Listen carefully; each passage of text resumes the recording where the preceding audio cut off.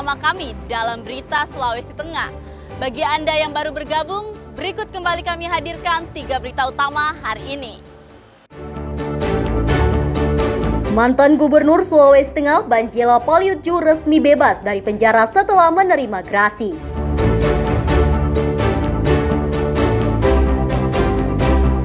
Pihak Kejaksaan Negeri Donggala mengeksekusi terdakwa kasus korupsi pengadaan teknologi tepat guna.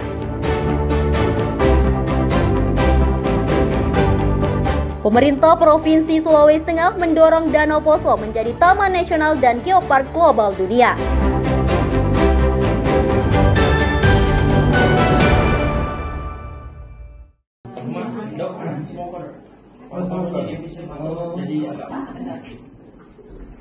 Penyakit jantung merupakan pembunuh nomor 2 di Indonesia setelah penyakit stroke. Data Kementerian Kesehatan Republik Indonesia menyebutkan angka kematian penyakit stroke sebanyak 300.000 kasus per tahun. Sedangkan penyakit jantung sebanyak 250.000 kasus. Di Sulawesi Tengah, kasus kematian akibat serangan jantung juga tergolong tinggi. Untuk itu, pemerintah berusaha menekan tingkat kematian akibat penyakit tersebut. Salah satunya dengan menyediakan fasilitas layanan kesehatan, seperti operasi jantung terbuka di Rumah Sakit Umum Daerah Undata Palu. Selama ini operasi tersebut hanya dilakukan di Jakarta. Menteri Kesehatan Republik Indonesia Budi Gunadi Sadikin menyampaikan jika bantuan fasilitas kesehatan kepada pihak Rumah Sakit Umum Daerah Undata Palu bertujuan membantu masyarakat Sulawesi Tengah yang mengalami penyakit jantung. Pasien tidak perlu lagi dirujuk ke Makassar maupun ke Jakarta. Penyakit ini kematian kedua dari seluruh jenis penyakit. Sesudah stroke itu jantung, 250.000 per tahun. Tadi saya tanya di Palu berapa di Sulawesi Tengah ini. Yang sudah dilakukan layanan menggunakan cath setahun 1.500. Itu artinya kan kalau dia nggak dapat layanan cath 1.500 itu bisa wafat. Tapi sekarang udah 1.500 yang bisa dilakukan. Saya tanya yang lebih sulit lagi, lebih kompleks lagi, layanan bedah jantung terbuka. Saya dengar dari dokternya yang antri udah ada 100. Ya. Jadi diharapkan dengan adanya layanan ini 1.500 orang tersebut tidak teridentifikasi, ya banyak yang belum teridentifikasi dan 100 itu bisa selamat. Menteri Kesehatan menyebutkan layanan bedah jantung tersebut juga diharapkan bisa membantu menekan angka kematian akibat serangan jantung. Saat ini terdapat lebih 100 pasien yang masuk daftar tunggu penanganan penyakit jantung. Ada usaha dari pemerintah, usaha dari Rumah Sakit Undata untuk meningkatkan kualitas pelayanan, meningkatkan sumber daya. Dan kali ini kita minta juga Pak Menteri untuk memberikan dukungan, support infrastruktur. Karena kami kemarin sudah gempa, ini belum ada tambahan. Ya.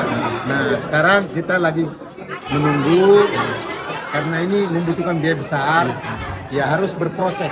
Ya.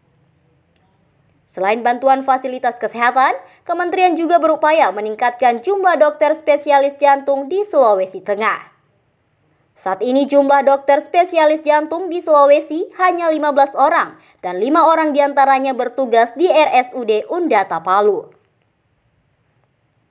Pihak RSUD Undata terus berupaya meningkatkan pelayanan dan infrastruktur untuk kebutuhan pasien. BPJS Kesehatan menanggung layanan bagi pasien penderita jantung di Sulawesi Tengah tanpa beban biaya. Syahrul Cahya melaporkan dari Palu. 2, 3.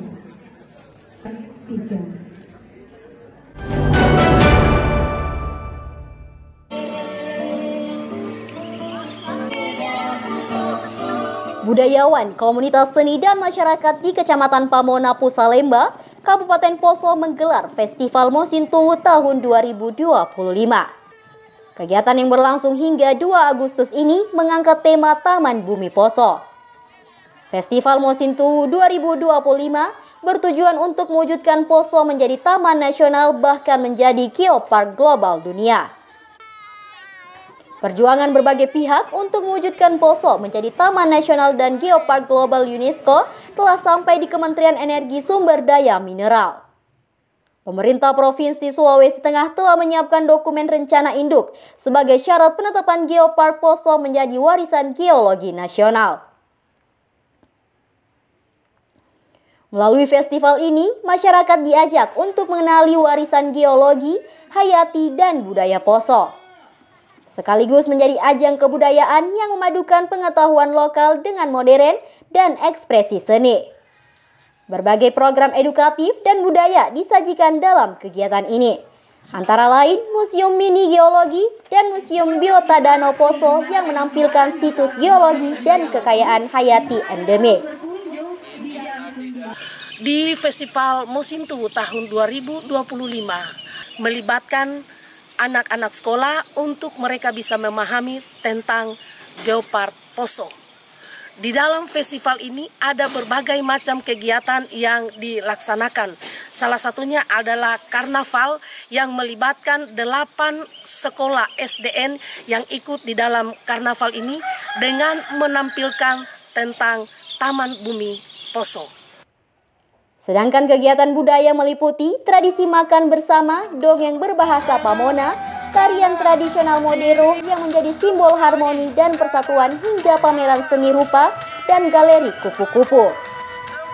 Hasil kegiatan jelajah Geopark Poso kemarin itu kita mendata sebanyak 74 jenis kupu-kupu. Tapi itu kemungkinan besar masih bisa akan bertambah kalau misalkan kita melakukan kegiatan jelajahnya lebih luas lagi. Kalau kemarin hanya di 6 kecamatan. Festival tahunan ini dinilai bukan hanya selebrasi budaya, tapi menjadi ruang refleksi semua masyarakat dalam menjaga warisan leluhur untuk generasi masa depan Kabupaten Poso. Syahrul Syahya melaporkan dari Poso.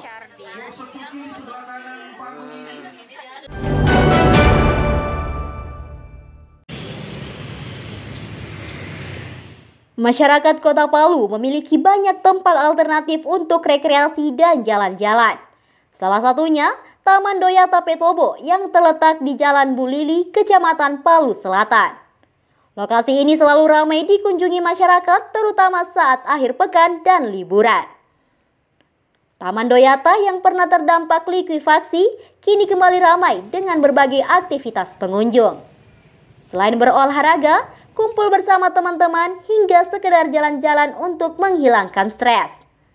Taman ini juga dilengkapi gazebo dan tempat bermain anak-anak. Hampir setiap sore, lokasi ini diramaikan pengunjung yang tidak hanya masyarakat setempat, tapi juga dari luar Kelurahan Petobo. Apalagi tidak ada pungutan biaya untuk masuk ke Taman Doyata. Lokasinya pun sangat strategis karena berada dekat pusat Kota Palu. Para pengunjung merasa senang dan nyaman dengan suasana di Taman Doyata. Apalagi bisa bersantai dengan sepuasnya sembari menghirup udara segar. Ramai pengunjungnya, cuman perlu diperbaiki kembali semuanya taman ini. Dari jalannya, pavingnya, gazebo-nya,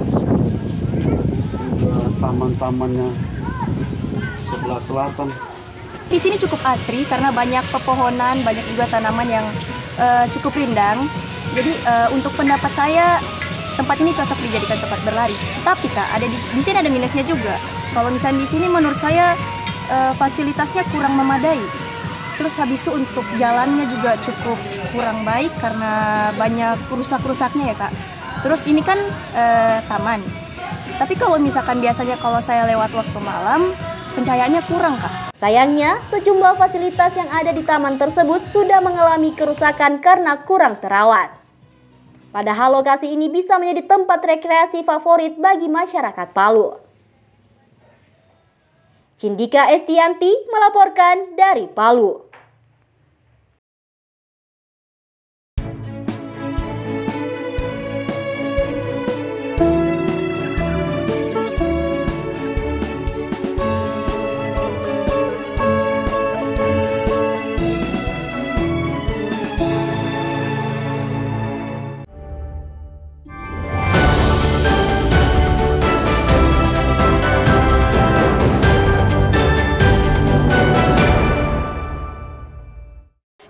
Informasi tadi sekaligus mengakhiri jumpa kita dalam Berita Sulawesi Tengah.